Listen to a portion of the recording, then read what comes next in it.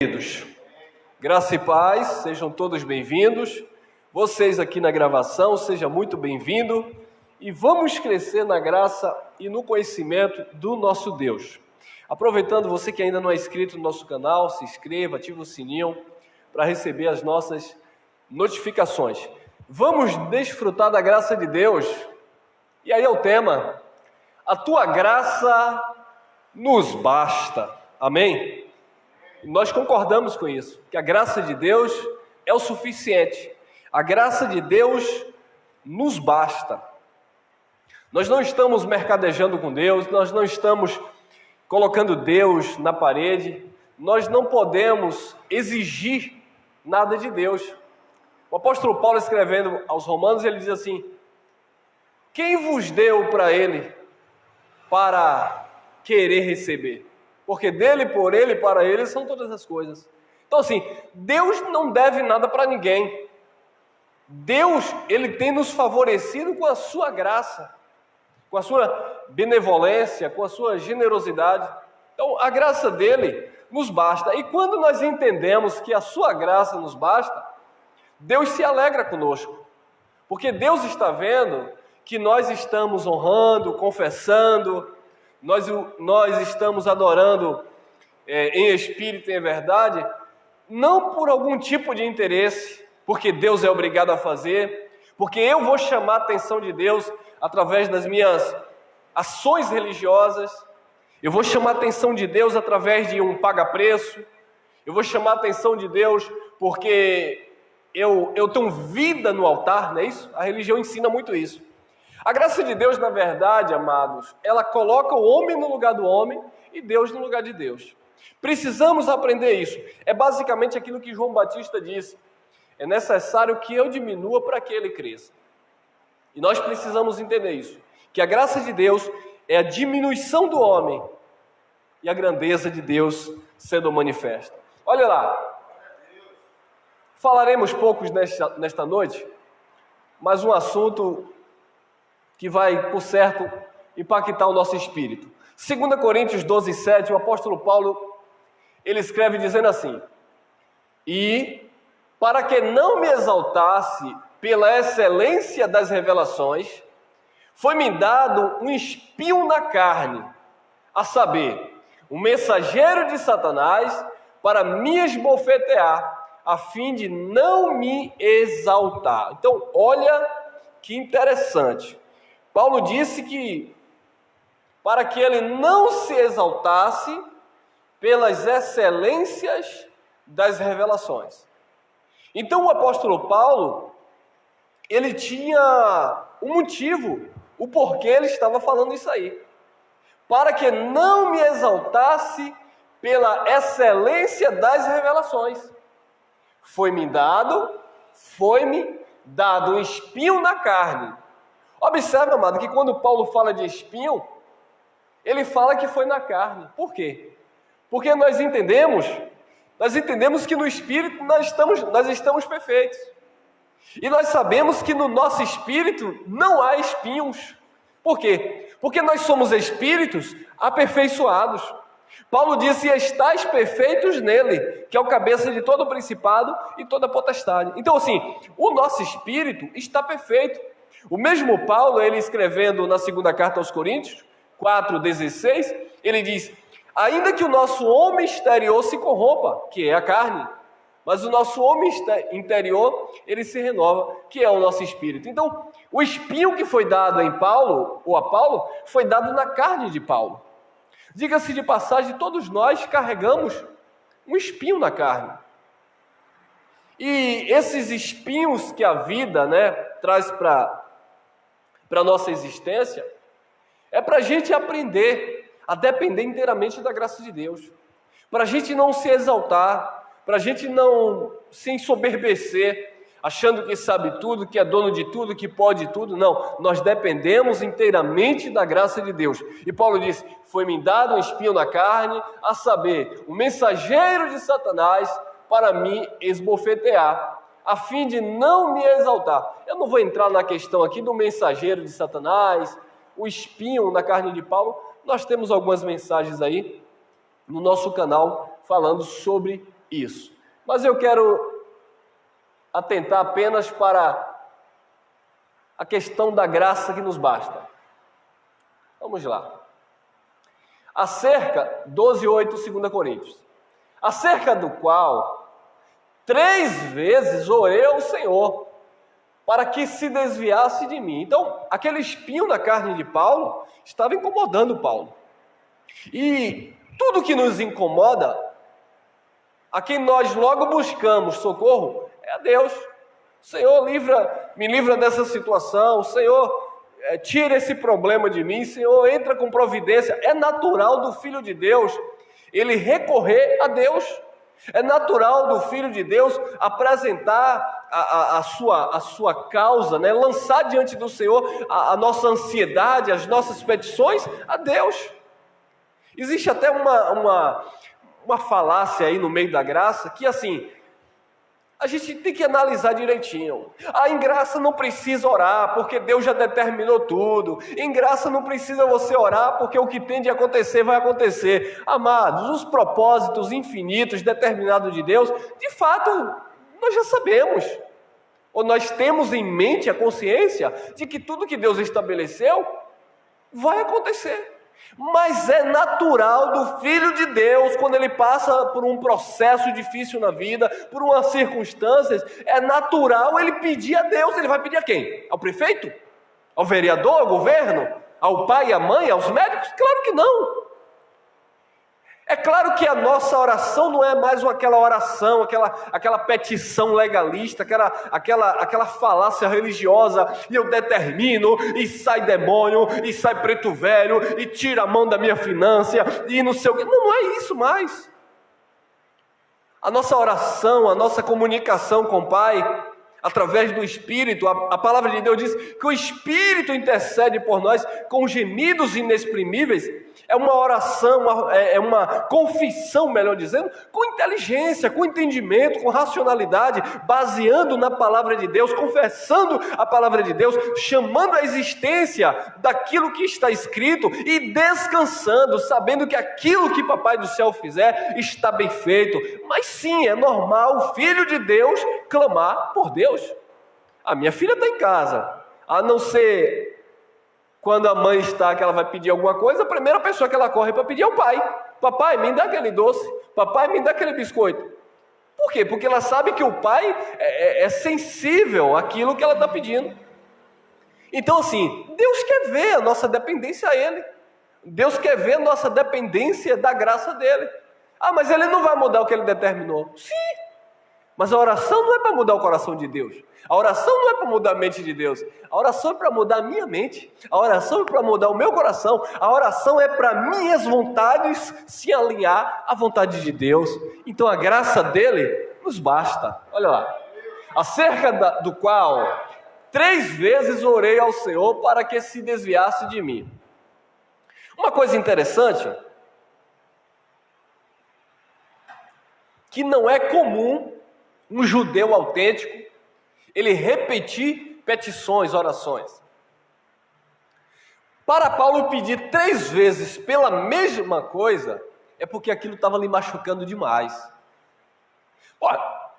Paulo tinha vida com Deus, sim ou não? Como diz o sistema, sim. Paulo tinha comunhão com Deus. Se Paulo pediu a primeira vez, Deus não concedeu. Paulo pediu a segunda vez, Deus não concedeu. Para que Paulo continuar insistindo? Paulo estava insistindo porque quem tem sua dor é quem geme. Então ele pediu 3 vezes para que o Senhor desviasse dele aquele espinho na carne. Só que ele estava pedindo, ele pediu a primeira, Deus não respondeu. Ele pediu a segunda, Deus não respondeu. Quando ele pediu a terceira, Deus trouxe a resposta para ele. Aí ele parou de pedir. E qual foi a resposta de Deus? 12:9, 2 Coríntios. Disse-me, o Senhor disse a Paulo, disse-me, a minha graça te basta. Meus amados, quem disse isso foi o próprio Deus. É o próprio Espírito que está nos falando nesta noite. É o próprio Espírito que está ministrando ao teu coração. O Espírito diz, a minha graça te basta. Se a graça de Deus nos basta, eu vou atrás de quê? Eu não perdi nada para ir buscar. A graça dele é o suficiente. A graça dele nos basta. Foi a resposta que ele deu para Paulo, e esta graça está sobre as nossas vidas, e nós declaramos: a tua graça nos basta. Por quê? Porque o meu poder se aperfeiçoa na fraqueza. Por que a tua graça nos basta, Senhor? Porque a graça de Deus é o poder de Deus. E o poder de Deus se aperfeiçoa na nossa fraqueza. Ah, mas Não, o poder de Deus se aperfeiçoa na nossa fraqueza. É na nossa fraqueza que Deus aperfeiçoa o seu poder. Quando a gente se sente forte, sabe, dono do nosso próprio nariz, dono das nossas próprias verdades, Deus não manifesta o seu poder. A palavra de Deus diz em Efésios capítulo 3, versículo 20, que o poder de Deus que em nós opera. Se o poder de Deus opera em nossas vidas, é porque nós somos fracos. E aí o poder vem para aperfeiçoar. E Jesus disse: a minha graça te basta, porque o meu poder se aperfeiçoa na fraqueza. Ponto. Aí Paulo diz: de boa vontade, pois, me gloriarei nas minhas fraquezas. Por quê, Paulo? Para que em mim habite o poder de Cristo. De boa vontade, Paulo. Mas Paulo, tu orou 3 vezes, Paulo. Tu estavas desesperado pedindo a Deus para tirar de você aquele espinho? Sim, mas Paulo ainda não tinha ouvido a voz do Espírito. Quando Deus disse: a minha graça te basta, porque o meu poder se aperfeiçoa na tua fraqueza, Paulo não ficou insistindo. O problema de muitos é que ficam insistindo em uma coisa que Deus não vai alterar. O problema de muitos é que as pessoas ficam insistindo no erro, na religiosidade, no paga-preço, não descansa em Deus, não entra no descanso de Deus, vivem aflitos e perturbados por causa da religião, por causa de uma fé materialista, onde eles estão buscando Deus, mas eles não podem ver a manifestação de Deus, porque o poder de Deus se aperfeiçoa na nossa fraqueza. Aí Paulo diz: de boa vontade, pois, me gloriarei nas minhas fraquezas, para que em mim habite o poder de Cristo. Eu me glorio nas minhas fraquezas. Nós, em graça, nos gloriamos nas nossas fraquezas, porque nós sabemos que o poder e a honra e a glória não pertencem ao homem, pertence a Ele. Amém? O próprio Paulo, ele disse na segunda carta aos Coríntios, no capítulo 3, versículo 4, ele disse: não que sejamos capazes por nós mesmos, não que tenhamos capacidade de nós mesmos, porque quem nos capacita, ou quem nos capacitou, foi Deus, o qual nos fez capazes de sermos ministros de uma nova aliança, não da letra, mas do Espírito. Amém? Olha lá, 12 e 10, 2 Coríntios. Por isso, sinto prazer nas fraquezas. Tem que ter muita maturidade, amado. Sentir prazer nas fraquezas? Não, irmão. A religião não. Os religiosos não. Os religiosos não sentem prazer nas fraquezas. Eles sentem prazer na fartura, nas riquezas, porque eles vivem inconstantemente em busca de algo para provar que Deus é com ele. Tem que ter. Não tem que ser, tem que ter, tem que possuir, tem que ostentar para mostrar para os outros que Deus é com ele. Os religiosos não aceitam. Eu não estou dizendo que a gente vai ficar de braços cruzados diante de uma situação, mas um exemplo que eu vou dar. O religioso, praticante da religião, se ele sente uma dor de cabeça, ele diz: olha, está escrito, o Senhor levou sobre si as nossas enfermidades. Eu não aceito isso. Porque ele acha que ele está com um problema de saúde, que é coisa natural da carne. Ele acha que é uma questão de desobediência, é uma questão de maldição hereditária, é uma questão de que ele não está sendo fiel aos ritos religiosos, talvez ele desobedeceu o líder, o pastor, talvez ele não deu o dízimo completo, talvez ele faltou aí a vigília, o culto de poder, rapaz, faltei a consagração forte. Então quando acontece algum problema com ele não, peraí, tem alguma coisa errada, porque ele não descansa em Cristo, ele não descansa na graça de Deus, e ele não sente prazer nas fraquezas, é difícil para ele. Agora, o povo da graça de Deus, com a mente madura, ele entende que todas as coisas cooperam para o bem daqueles que amam o Senhor, daqueles que foram chamados segundo o seu propósito. Por isso sinto prazer nas fraquezas, nas injúrias. Quantos não estão aí, amados, nos injuriando, nos caluniando? É como o abençoado falava mais cedo aí no nosso grupo. Realmente eu estou me sentindo um pouco fraco. Por quê? Porque assim, a gente vai falar da graça de Deus, as pessoas vêm com pedra na mão. A gente perde a amizade por causa desta palavra. Olha lá, injúrias. Somos caluniados, somos perseguidos. Aí Paulo disse, eu vou ficar triste. Eu vou desanimar, eu vou abandonar a fé, eu vou abandonar a graça. Pelo contrário, sinto prazer nas fraquezas, nas injúrias, nas necessidades, nas perseguições, nas angústias, por amor de Cristo, porque quando eu estou fraco, então eu sou forte. Eu sou forte. A graça de Deus te fortalece. Precisamos desenvolver isso em nós, amados. A graça de Deus não é para te deixar de cabeça baixa, a graça de Deus não é para te deixar pelo canto, a graça de Deus é para você levantar a tua cabeça e dizer obrigado Jesus, vivo não mais eu, Cristo vive em mim, a tua graça nos basta, porque o teu poder se aperfeiçoa na nossa fraqueza. Essa é a graça de Deus, essa é a confissão que nós temos que fazer, porque quando estou fraco, então sou forte. Podem caluniar, podem difamar, podem fazer o que quiserem. Nós permanecemos firmes na graça de Deus, fortes no Senhor Jesus. A alegria do Senhor é a nossa força. Olha lá, 2 Coríntios 4,16, olha lá. Por isso, não desfalecemos, mas, ainda que o nosso homem exterior se corrompa, né? O homem natural, a carne, o interior, o nosso espírito, que é um só com ele, o interior, contudo, se renova de dia em dia. Ainda que o nosso homem exterior se corrompa. Jesus de Nazaré, ele disse assim, João capítulo 6, versículo 63.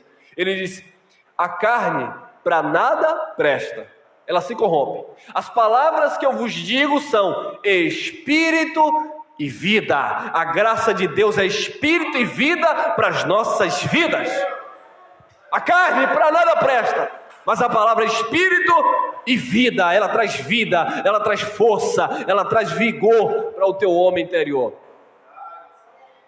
O nosso espírito se renova dia após dia.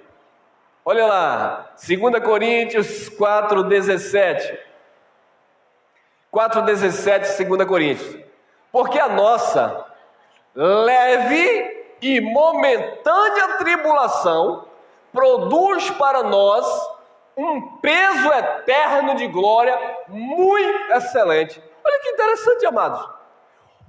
Todos os problemas que o apóstolo Paulo estava passando, todas as dificuldades que o apóstolo Paulo estava passando, a ponto de orar, pedindo a Deus 3 vezes para que Deus tirasse aquele espinho da carne dele que estava machucando, tantas as angústias, as lutas, as dificuldades, as perseguições que Paulo passou. Quando ele reconhece o poder da graça, quando ele reconhece a graça de Cristo na sua vida, olha o que ele diz. Olha o que Paulo fala dos problemas da vida. Certa feita eu estava trabalhando na construção civil, preparando lá uma massa, e eu estou vendo uma irmã assim na janela olhando para mim. Ela era de uma determinada denominação, e quando eu passei ali o calor do dia a dia, trabalhando ali na fadiga, e ela me viu cantando alegre, olha que eu canto péssimo, mas enfim, ela parou assim e falou, irmão Elson, eu me surpreendo com você. Eu falei, por quê, minha irmã? É porque eu sei que você era um lutador profissional, você andava aí com Popó, com essa turma aí, de repente você parou tudo e você é uma pessoa tão simples, trabalhando nesse sol quente, e eu estou vendo o senhor tão feliz. E eu sou obreira na instituição dela, eu sou dirigente lá de oração, mas eu só vivo triste, eu só vivo pressionado. Eu falei, sabe por quê? Porque a senhora está no jugo da religião, a senhora não está em Cristo, a senhora não está servindo a Cristo, a senhora está servindo aos homens. E Jesus disse para a igreja do primeiro século, para os judeus que estavam servindo a homens, ele disse, vinde a mim, vós que estáis cansados, oprimidos e sobrecarregados, que eu vos aliviarei. A palavra de Deus, ela traz alívio para a tua alma, não é cansaço, não é fardo pesado. A graça de Deus, ela te traz prazer, mesmo no momento de dificuldade, mesmo no momento de angústia, mesmo no momento de dor. A graça de Deus te fortalece, te renova, ela te completa. A minha graça te basta, porque o meu poder se aperfeiçoa na tua fraqueza. Recebe esta palavra. Olha, e Paulo diz assim, porque a nossa leve e momentânea tribulação. Espera aí, Paulo, o camarada naufragou 3 vezes, o camarada foi apedrejado, o camarada desceu em um cesto lá porque os irmãos religiosos queriam matar, o camarada tinha um espinho na carne. Tanta dificuldade que o apóstolo Paulo passou, tantas circunstâncias difíceis que ele passou. Ele disse, eu já aprendi a contentar-me com o que eu tenho, sei ter fartura, também sei padecer necessidade, em todas as coisas eu estou instruído, capacitado. Aí ele diz, posso todas as coisas naquele que me fortalece. Então ele passou por tanto problema, ele chama de leve e momentânea tribulação. Por quê, Paulo? Porque a nossa leve e momentânea tribulação produz para nós um peso eterno de glória muito excelente, meus amados.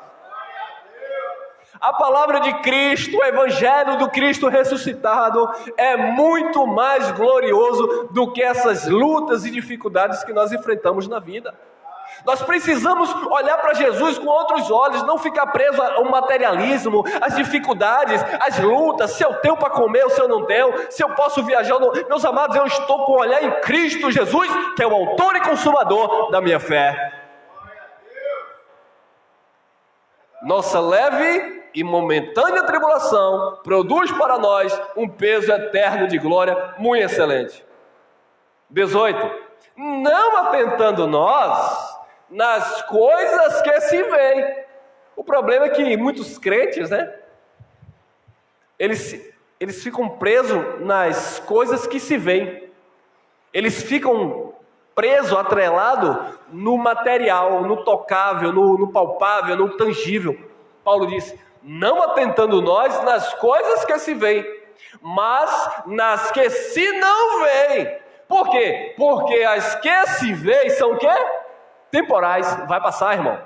Toda a tua dificuldade, toda a tua angústia, vai passar. Teve um momento para começar e já tem um momento determinado para passar. Vai acabar. Aqui na terra nada é eterno.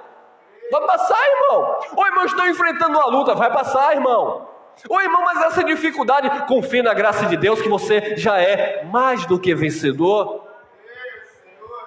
Agora não atente para isso, porque se você ficar preso olhando aquilo ali, você se torna escravo daquilo, amado, daquela dificuldade, daquela angústia, daquela luta. Porque Pedro começou a naufragar ou afundar. Jesus estava com ele? Sim. Muitas vezes Jesus não está conosco, amém? Claro que sim, Jesus habita em nós, mas muitas vezes nós naufragamos, na fé, na nossa convicção, na nossa confissão, na nossa comunhão com o Pai, porque ficamos presos nas circunstâncias da vida. Por causa disso, e o emprego, e meus amados, que nasceu primeiro foi você, teu emprego? Não, meu amado, fique firme na graça de Deus. O teu Senhor é Cristo, o dono e autor da graça. Não atentando nós nas coisas que se veem, mas das que se não veem, porque as que se veem são temporais, elas vão passar, e as que se não veem, elas são eternas. Senhor, eu não vejo, mas eu confesso, eu declaro. Hebreus capítulo 11, versículo 1 diz que a fé é o firme fundamento das coisas que você não vê, mas é a prova daquilo que você espera. É o título de propriedade. Eu acredito, eu tomo posse, eu não estou vendo, não importa, a graça de Deus me basta, amém? Olha lá, Romanos capítulo 5, versículo 1. Tendo sido, pois, justificados pela lei de Moisés, pelo dízimo, pelo paga-preço, é isso? Tendo sido, pois, justificados pela fé, temos paz com Deus por nosso Senhor Jesus Cristo.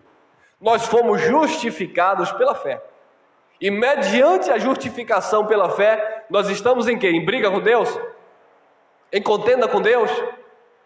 Em paz com Deus, amado. Essa é a paz que Jesus prometeu lá no ministério terreno. Ele diz, olha, eu vos dou a minha paz. A minha paz vos dou. Eu não vos la dou como o mundo a dá. Por que, Jesus? Porque no mundo tereis aflições, tribulações. São momentâneas, mas terão aflições, terão tribulações. Mas ele disse, eu dou a paz que o mundo não pode dar. No mundo tereis aflições, mas tem de bom ânimo. Ele disse, eu venci o mundo. Jesus como ser humano, Jesus de Nazaré, ele venceu o mundo da sua época, a sua geração, ele venceu as suas circunstâncias. E agora ele está em nós, ele nos fez mais do que vencedores. 2, Romanos 5:2. Pelo qual também temos entrada pela fé a esta graça, na qual estamos firmes. Estamos firmes aonde? Na graça, amém? E nos gloriamos na esperança da glória de Deus. Nos gloriamos sempre em Deus. Por quê? Porque nós estamos firmes pela fé a esta graça. Mediante a fé nós obtivemos entrada nesta graça maravilhosa. E esta graça, ela já nos basta. Olha lá, 3. E não somente isto, disse Paulo. E ele tinha moral para falar isso. E não somente isto, mas também nos gloriamos nas tribulações, sabendo que a tribulação produz a paciência. Você, por certo, todos nós já fizemos isso. Senhor, me dá paciência. Quem aqui nunca falou isso? Todos nós. Senhor, me dá paciência. E não somente isto, mas também nos gloriamos nas tribulações, sabendo que a tribulação produz paciência. Antes da paciência vai vir o quê? Tribulação. É como um irmão que ele já partiu em Cristo. Ele diz assim, irmão Elcio, o que eu mais peço a Deus é para amar o próximo. Mas o problema maior, e ele falava para mim, o problema maior é que aquele que eu tenho que amar, que está comigo, eu não estou conseguindo amar. Ele passava uma dificuldade no seu relacionamento. Ele dizia que casou por causa de quê? Da religião. Ele disse, a religião disse que era de Deus, a religião revelou que era de Deus, e a pessoa chegou para ele, imagina, mano, a abençoada chegou para o abençoado e disse assim, Deus me revelou que eu vou casar com você. Ele, por ser uma pessoa inocente espiritualmente falando, ele achava que se ele casasse com outra pessoa, ele estaria em pecado. E aí ele foi e casou com essa abençoada. Ele disse, mas eu nunca amei. Então eu tive que casar, o pastor exigiu que eu casasse, nós assinamos os papéis, mas eu nunca amei, amar de amoeros, né? Homem para com mulher. Ele disse, eu nunca amei. E ele enfrentava essa dificuldade, porque ele cuidava bem dela, ele tratava bem a abençoada, eu conheci os dois muito tempo, ele partiu. Mas ele disse, eu não tenho amor por ela como marido. Então eu peço a Deus, como que eu vou amar? E aí eu lembrei desse caso, porque a tribulação ela vai produzir paciência. Às vezes nós queremos amar alguém que está nos perseguindo. Ué, é fácil você amar aquele que te dá um abraço, que te beija. Você tem que desenvolver o amor sobre essas pessoas sim, que te perseguem, que você tem uma aversão, que você não se identifica muito bem. É o que eu falei aqui um outro dia, aqui numa conversa aqui com os abençoados. Eu falei, ó, nós não somos o sistema legalista, onde os irmãos ficam tudo bicudo um com o outro. Aqui é tudo transparente. Se você não gosta de bater papo com aquele irmão, com aquela irmã, tudo bem, mas trate bem, com respeito e ame e suporte no Senhor. Porque a palavra de Deus nos ensina a amar incondicionalmente. Ah, mas eu o meu sangue não tem nada a ver com o seu sangue. Nós estamos tratando aqui do Espírito, amém? Então, o negócio de contenda no nosso meio, disse-me disse, e briguinha, para com isso, irmão. Não, isso a gente viveu no sistema religioso. Que era o pastor falando mal do obreiro, o obreiro falando mal do pastor, os irmãos brigando. Não, isso aí é coisa do sistema, né? Precisamos entender a palavra de Cristo e descansar na sua graça. E não somente isto, mas também nos gloriamos nas tribulações, sabendo que a tribulação produz a paciência. Então, tudo coopera. Olha lá, Romanos 5, 4, 5. E a paciência, ela produz o quê? Ela promove a experiência, irmão. A paciência vai promover a experiência. E a experiência, a esperança. E a esperança não traz o quê? Viu lá? Não traz confusão. Por quê? Porquanto o amor de Deus, ele vai ser derramado, ele já está. Está derramado em nossos corações pelo Espírito Santo que nos foi dado. O Espírito Santo nos foi dado. Eu não paguei o preço para buscar o Espírito. Eu não fiz campanha para buscar o Espírito. Eu não fiz promessa para ter o Espírito. O Espírito Santo nos foi dado por causa do amor de Deus que foi derramado nos nossos corações. Amém? Olha aí, coisa linda. 1 Coríntios 15, 10. Paulo diz assim: mas pela graça de Deus, sou o que sou. E a sua graça para comigo não foi vã. Olha que Paulo está falando dele. Você pode falar de você. Paulo está falando por ele, você pode falar por você. A graça de Deus tem sido em vão para você? O mesmo Paulo, ele disse: eu não anulo a graça de Deus. Porque se a justiça procede da lei, segue-se então que Cristo morreu em vão. Eu não anulo, eu não aniquilo a graça de Deus. Que a graça de Deus não seja em vão para a sua vida. Então ele disse: mas pela graça de Deus sou o que sou, e a sua graça para comigo não foi vã. Antes, trabalhei muito mais do que todos eles. Então, observe que Paulo já começa aqui meio que se gloriando. Mas ele está exaltando a graça, ele não está se gloriando nele. Ele está se exaltando, ou melhor dizendo, ele está se gloriando na graça de Deus. Ele começa com a graça e ele fecha com a graça, olha lá. Antes, trabalhei muito mais do que todos eles. Todavia, entretanto, não eu, mas a graça de Deus que está comigo. Amém? A graça de Deus nos basta. A graça de Deus está com você. Você que está me acompanhando, a graça de Deus está na tua vida, na tua família. A graça de Deus no teu espírito. Fortifica-te na graça que há em Cristo Jesus. Olha aí. 2 Timóteo 2:1. Ele vai falar agora para o seu filho na fé, Timóteo. Uma vez que ele já se fortaleceu na graça de Deus, uma vez que Paulo estava firme na graça de Deus, ele aconselha agora aquele que ele estava instruindo: tu, pois, meu filho, fortifica-te no jejum. É isso? Fortifica-te na graça que há em Cristo Jesus. Fortifica-te na graça que há em Cristo Jesus. A religião não aceita isso. Irmão, você que não está tendo vida com Deus, vamos estabelecer um jejum essa semana. Final de ano agora na religião que mais tem propósito. É jejum, propósito, romper na casa de Deus. Tem que romper, você sabe disso não? Tem que vir romper aqui, meu irmão. É brincadeira, hein? Romper na casa de Deus. Culto da virada, aleluia. Romper na casa de Deus. Quando eu era do sistema, não sei vocês.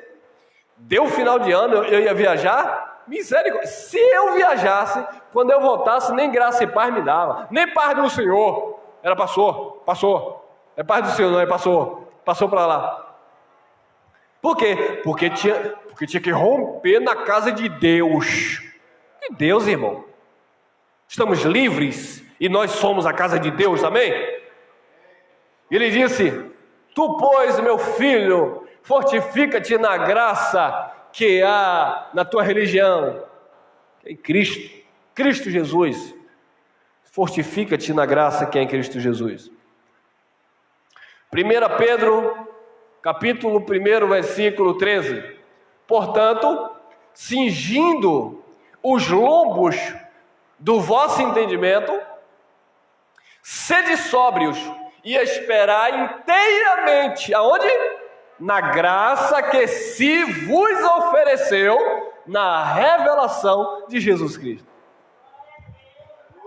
A graça foi oferecida a vocês na revelação de Jesus Cristo.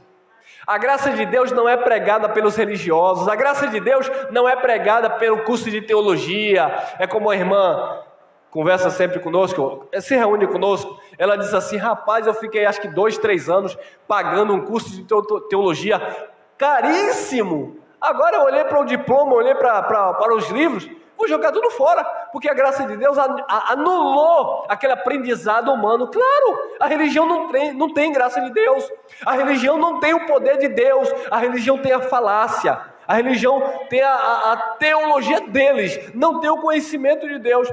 Pedro disse: olha, cinge os lombos do vosso entendimento. Cingir. O que é cingir? É amarrar.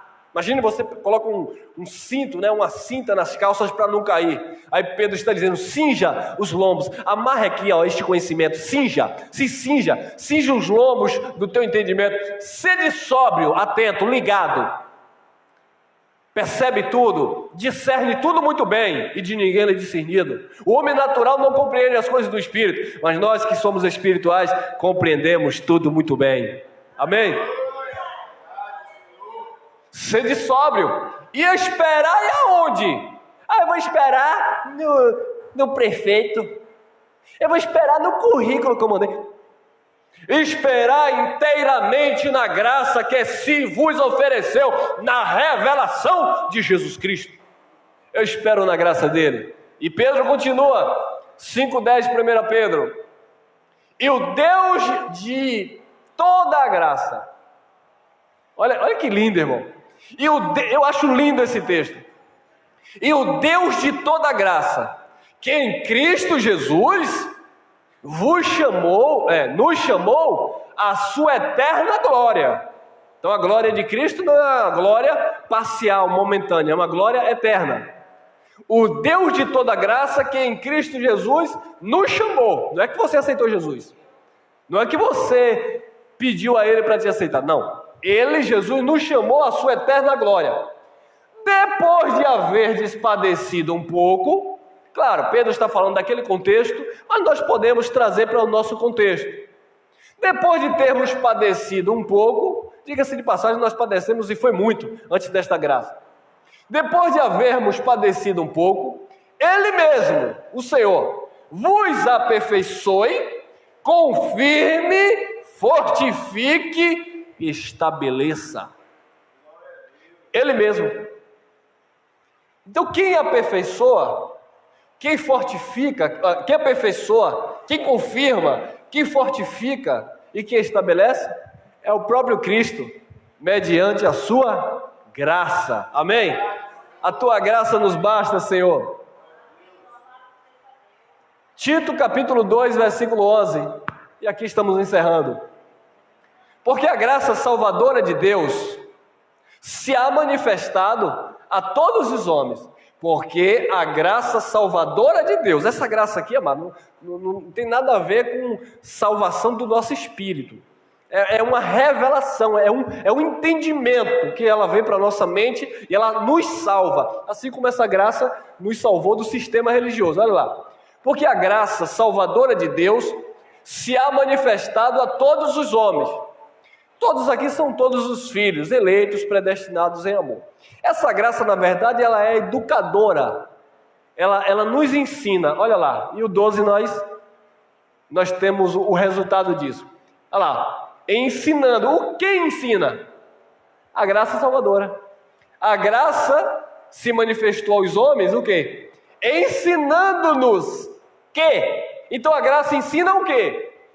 ensinando-nos que, renunciando à impiedade e às concupiscências mundanas, vivamos neste presente século, no século de Paulo, mas nós trazemos para o nosso século, sóbria e justa e piamente ou piedosamente.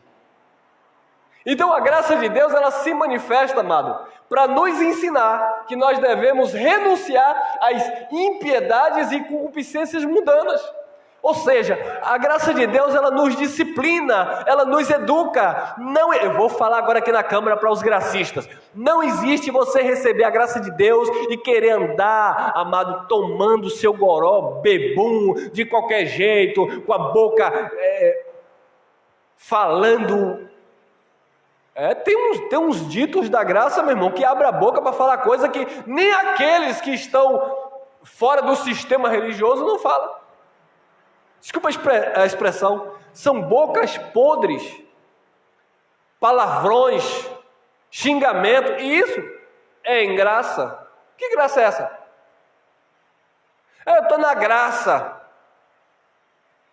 enchendo a cara e dando um péssimo testemunho. E o que é que tem? Não há condenação para a minha vida. Tudo é lícito, você faz o que você quiser, mas nem tudo convém, amado. Tudo é lícito, mas eu não me deixarei dominar por nenhuma delas. Tudo que você se deixa dominar, você é um escravo daquilo, amado. Você é um servo daquilo. Então a graça de Deus, ela nos ensina lá, ó, ensinando. Ou eu estou falando alguma besteira aqui? Ou eu não estou pregando a carta de Paulo? Ensinando-nos que, renunciando à impiedade e às concupiscências, mundanas, vivamos neste presente século sóbria e justa e piamente. Existe um modelo da graça de Deus. A graça de Deus nos direciona, nos ensina. A graça de Deus nos molda, transforma o nosso caráter. Não existe o evangelho sem transformação. Pode até ser um salvo, mas vive debaixo de disciplina. Por quê? Porque não vive a manifestação da graça de Deus. Não vive o evangelho do Cristo ressuscitado. É lamentável. 2 Coríntios 6, versículo 1.